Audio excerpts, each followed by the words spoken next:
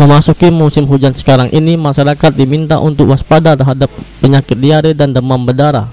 Kepala Dinas Kesehatan Provinsi Sumsel, Penti Apriana, menghimbau masyarakat agar mewaspadai serangan penyakit yang biasa timbul pada setiap musim hujan. Beberapa penyakit yang perlu diwaspadai pada musim hujan sekarang ini seperti demam berdarah dingin atau DBD, flu, batuk, diare, dan ispa atau saluran pernapasan akut. Untuk mencegah mewabahnya penyakit tersebut, warga diminta meningkatkan kebersihan lingkungan baik di sekitar rumah. Meski demikian, Penti mengaku hingga saat ini belum ada peningkatan pasien diare dan DBD di Provinsi Sumatera Selatan. Ya, penyakit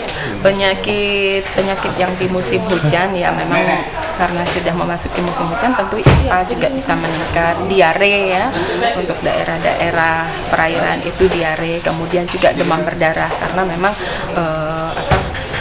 telur jamur demam berdarah itu bisa tahan dalam waktu 6 bulan di cuaca kering. Wibisono, Pal TV.